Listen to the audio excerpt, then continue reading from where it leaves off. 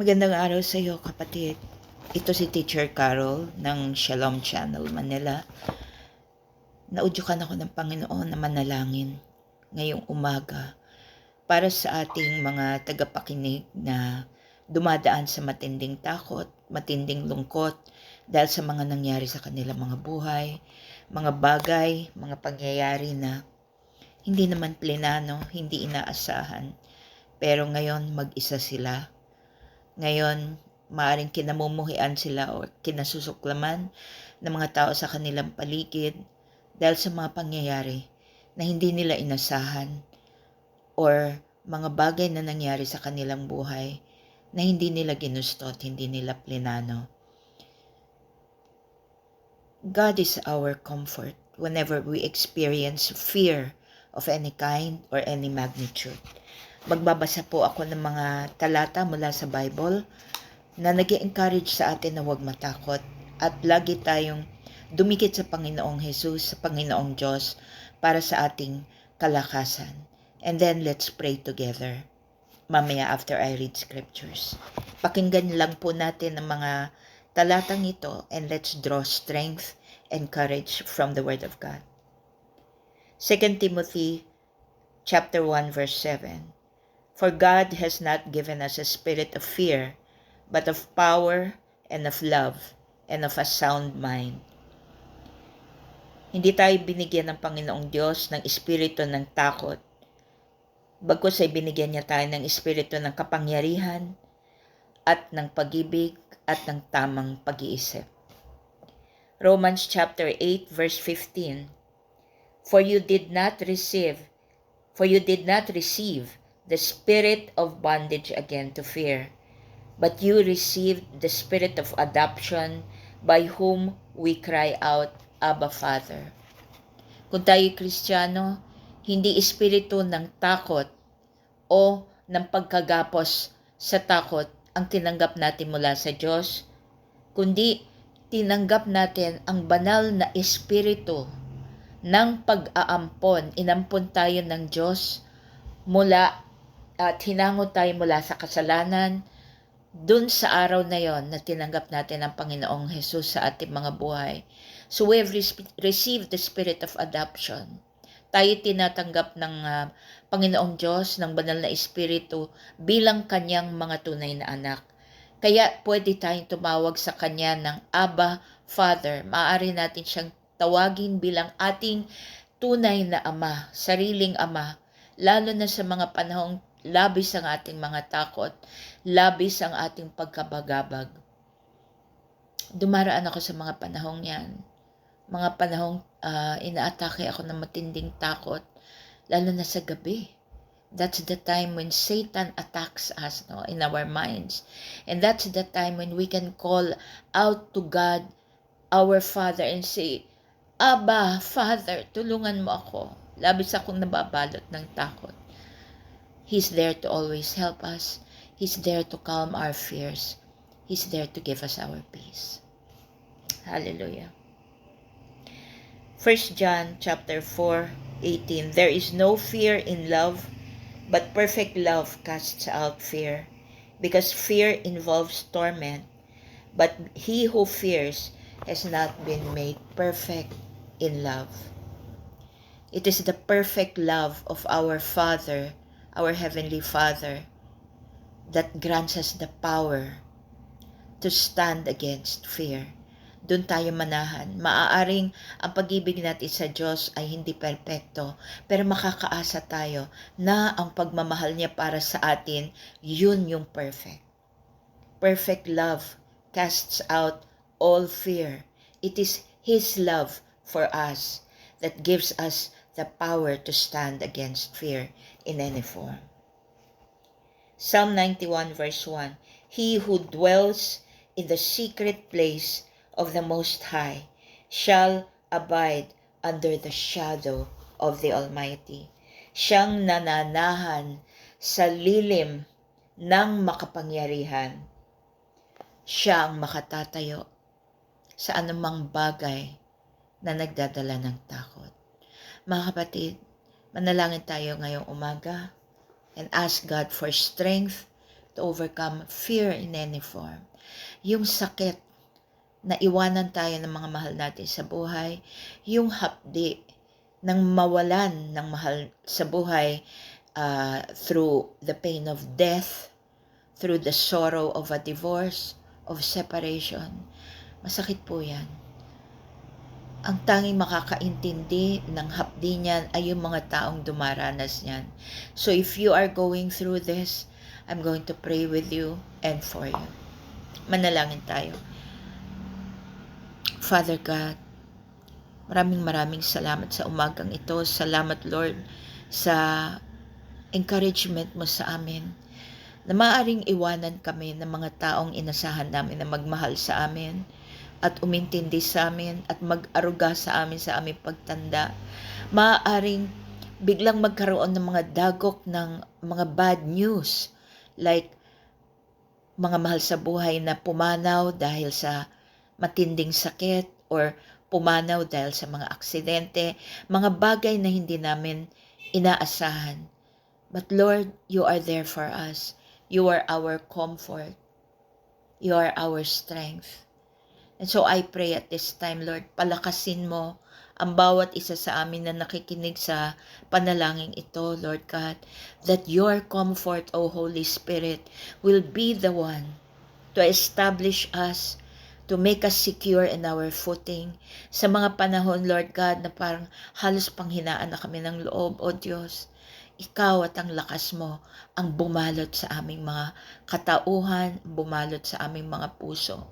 In the name of Jesus, I pray for the Holy Spirit to remove the spirit of fear and anxiety from us right now in the name of Jesus. In the name of Jesus. And Lord, lahat ng pangangailangan namin ng comfort, ng security, ng freedom from anxiety, Lord God, ikaw ang magbigay. Supply the joy that we need, Lord God. Weeping may remain for a night, but joy comes in the morning. We covet that joy. Ibigay mo sa amin ang kagalakan, Lord God. And we thank you. We praise you, Father, Son, and Holy Spirit, because we know that you hear us. We know na hindi mo kami pababayaan. We know that you're the one who forgives us of all our sins. We know that you're the one who cleanses us, body, soul, and spirit. Grant us, Lord God, the mind of Christ. Grant us the faith to believe, Lord God, that you walk with us and that you will never fail us. You are a God who sees everything. You are a God who never fails. We hang on to you with all of our strength, with every breath that we have. We praise you, Father, Son, and Holy Spirit. Amen, and amen, and amen. Magandang araw po sa inyong lahat. I speak faith, comfort, provision, confidence of the Lord our God to each one of you this day and every day of your life. In Jesus' name, amen and amen.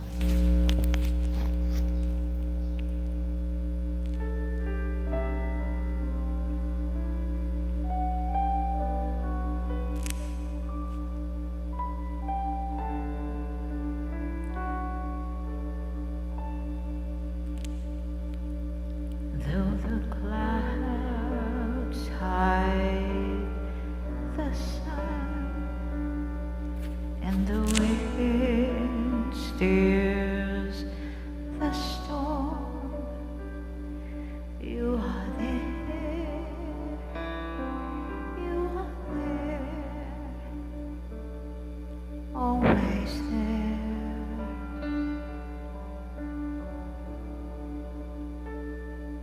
Though the rain dims my eyes and the heat sears my thoughts, you are there, you are there, always there. Jehovah Shammah, you are always there.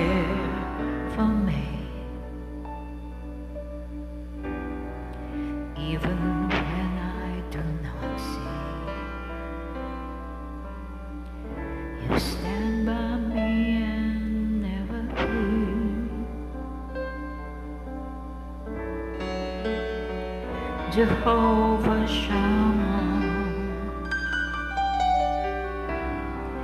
you are always there for me. Your faithfulness will never cease.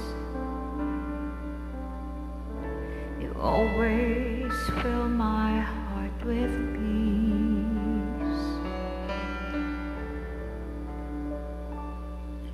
Though the moon doesn't glow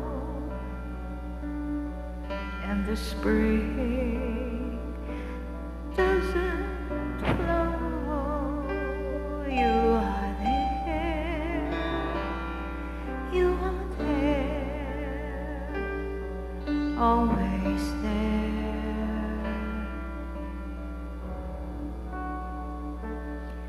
Though my mind is at war and in tears I'm feeling sore, you are there, you are there, always there.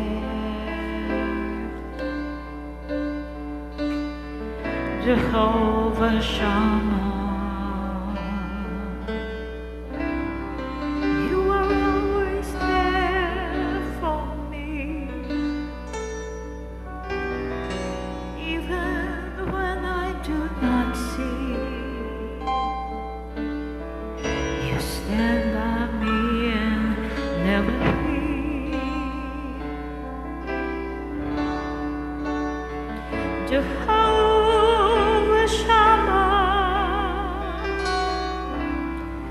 you are always there for me.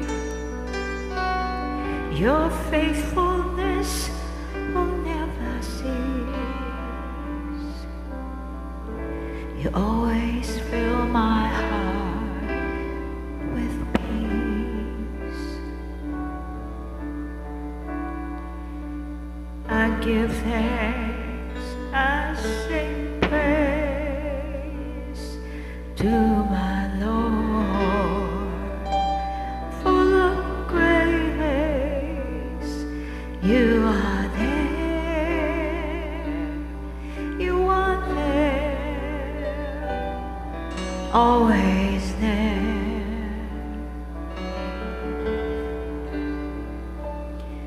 In your courts I am blessed. In your love I will rest.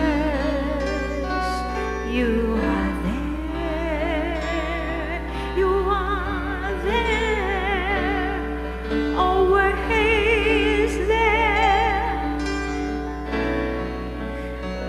Jehovah Shammah, you are always there for me, even when I do not see. You stand by me and never leave.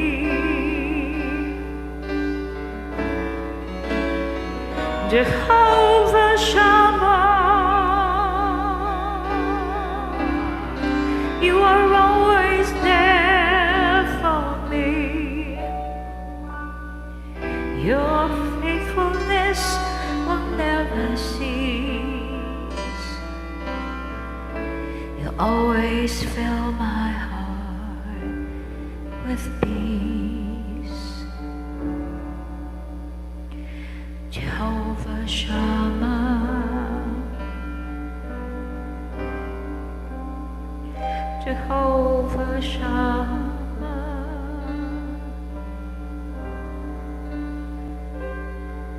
you are there,